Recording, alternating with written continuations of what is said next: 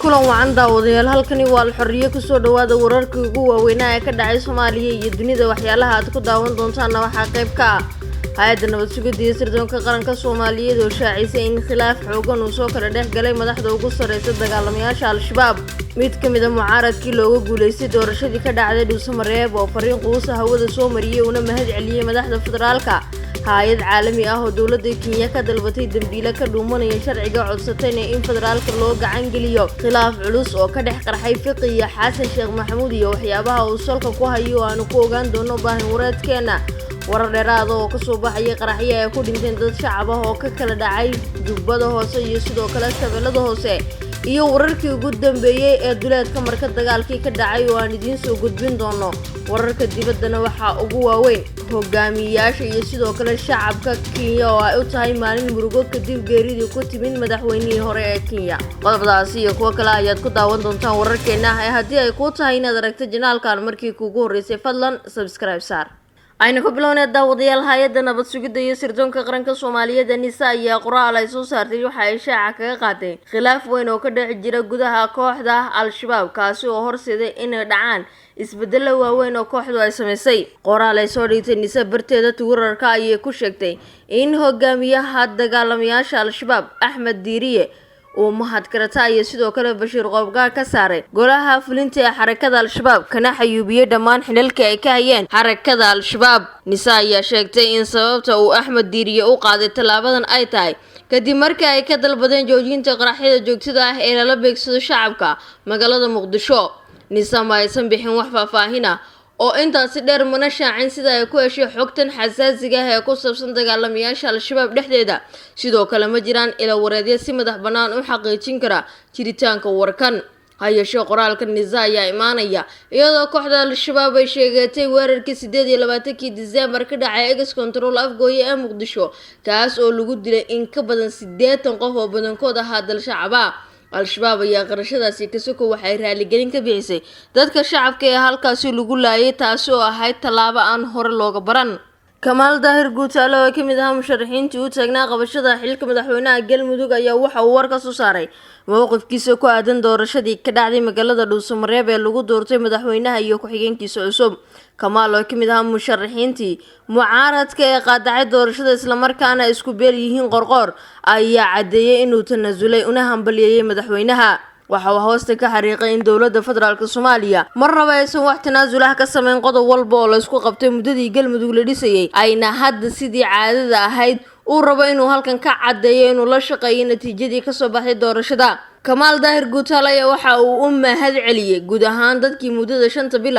kula jiray ololihii uu ku doonayay inuu ku noqdo hoggaanka Galmudug waxa uu tilmaamay isaga iyo musharaxiin kale oo ay saaxiibo ahaayeen in si joogto ah u soo bandhigayeen aragtiyahooda ku aadan sidii loo saxi lahaa hanaanka dawlad dhiska waxaana dawladda uga duwanaayeen qaabkii loo wajahay muddadii xilhaynta ee madaxweyne Axmed Ducaale Geelle Xaaf sidoo kale waxaan uga duwanayn sida uu sheegay sida loo xagal daaciyay shirkii nabadda ee lagu qabtay Hobyo aragti duwanaanshaha kale ayuu sheegay heshiiska Ahlusunna wal Jamaa iyo sidoo kale in ciidanka dawladda federaalka iyo kuwa ajnabi ah loo daabulo magaalada Dhuusamareeb isagoo ka sii hadlayay waxyaabaha kale ay ku aragti duwanaayeen iyaga iyo dawladdu oo ka koobnaa ilaa dhowr qodob ayaa waxa uu sheegay sida ay u soo dhistay guddigii farsamada doorashooyinka inay ahayd mid ay uga aragti duwanaayeen isla markaana qaabkii loo xulay odayaashuna ay ka mid ahaayeen waxyaabaha kale ay ku aragti duwanaayeen iyo sidii loo musuqmaasuqay sida uu hadalka u dhigay baarlamaanka iyo sidii loo qaadacay doorashadii ka dhacday Dhuusamareeb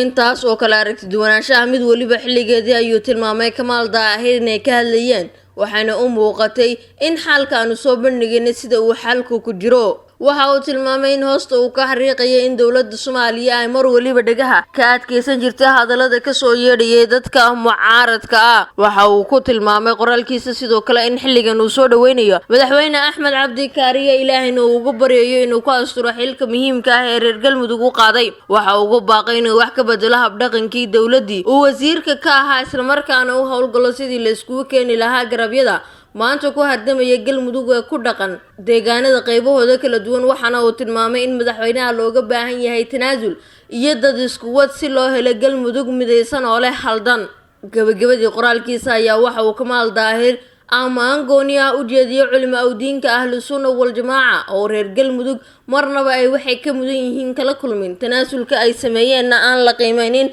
intii aan arkayay sida uu sheegay wuxuuna aaminsan yahay inay yihiin dadka ugu jecel in la dhisay galmudug midaysan dhaqdhaqaaqeeduna uu taabagalo weli daawadayaal wararka barteena alxuriya ayaa daawanaysaan wararka qaar oo aan helayna ayaa sheegaya in khilaaf xoogan uu ka dhex taagan yahay hogaamiyaha xisbiga UPD ahna madaxweynihii hore ee Soomaaliya Xasan Sheekh Maxamuud iyo xogayaha xisbiga Xildhibaan Axmed Macalin Fiqi waxaana khilaafka laga dareemayaa gudaha xisbiga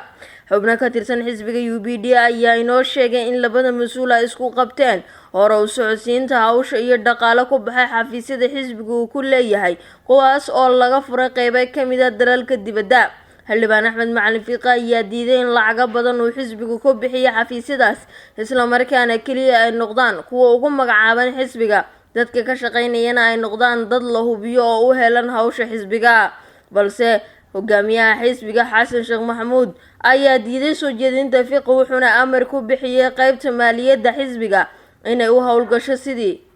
xafiisyada dibadda ee xisbiga loo qurxin lahaa looguna bixin lahaa lacag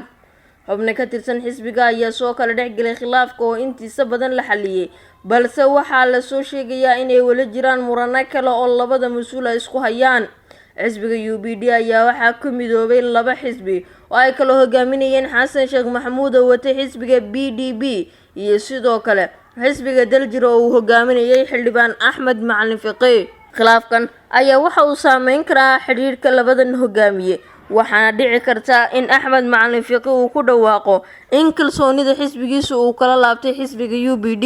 oo ay ku wada midaysan yihiin madasha xisbiyada dalka hay'adda xuquuqda aadanaha ee Amnesty International qoraal ay soo saartay waxay uga dalbatay dowladda Kenya inay qabato wasiirka amniga Jubbaland Cabdirashiid Cabdinuur Xasan Janan isla markaana ay gacanta u geliso dowladda federaalka Soomaaliya si loo sharciyeeyo isla markaana maxkamad loo saaro war-saxaafadeed soo saartay Amnesty International ayay ku sheegtay in Cabdirashiid Janan loo qabtay dambiyo culus 31 August sanadkii hore loona baahan yahay in cadaaladda la marsiiyo waxay hay'addu intaasi ku dartay in ila xologaala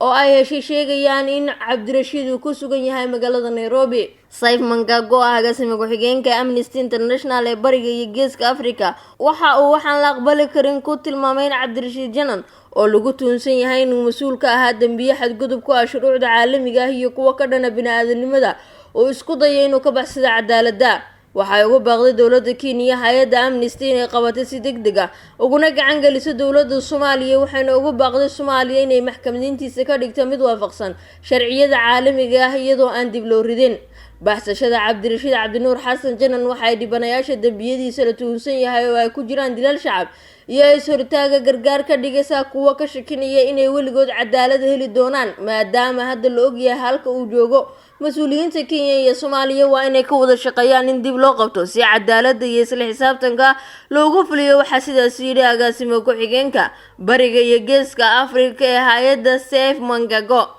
maamulka Jubbaland oo ku jiro hogaamiye madoobe oo si noqnoqosho leh ugu baaqay in Cabdirashiid Janan la sii daayo waa inay joojiyaan inay gabaad u noqdaan inuu wajaho cadaaladda ayaa markale lagu yiri qoralka dowladda Soomaaliya ayaa sheegtay in Cabdirashiid Janan baxsaday 28 bishii soo macsalaameynay 2020 isla markaana 31 Janaayo uu ku degay magaalada Kismaayo isagoo maalintaasi diyaarad ku tagay dalka Kenya macada go'aanka dowladda Kenya ka qaadan doonto codsiga hay'adda Amnesty International iyadoo Nairobi ay xulafo la tahay maamulka Axmed Obe ee uu Janan ka tirsan yahay kaas oo xifaaltan weyn uu kala dhaxeeyo madaxda dowladda federaalka ee Soomaaliya warar dheeraad ah ayaa ka soo baxay khasaaraha ka dhashay qaraxyo gelinkii dambe ee shalay ka kala dhacay deegaano ka kala tirsan gobolada Shabeellada Hoose iyo Jubbada Hoose oo kala hoostaga Koonfur Galbeed iyo Jubbaland qarax ka dhacay Shabeellada Hoose waxa uu ka dhacay inta u dhaxaysa Lafoole iyo Xawa Cabdi waxaana ku dhintay 6 ruux oo saarnaa gaari nooca raaxada ah oo dul maray miino ku qaraxday warar soo baxay ayaa sheegay in dadka ku dhintay ay ku jireen wiil iyo gabadh ka yimid masaafo iyo xubno qaarkood ka soo raacay magaalada Wallanweyn ee gobolka Shabeellada Hoose qof ka mid ah ehelka dadkan ayaa sheegay in guud ahaan dadkii gaariga saarnaa ay geeriyoodeen meedadkoodana laga soo qaaday halka miinadu ay kula qaraxday ee gaariga saarnaayeen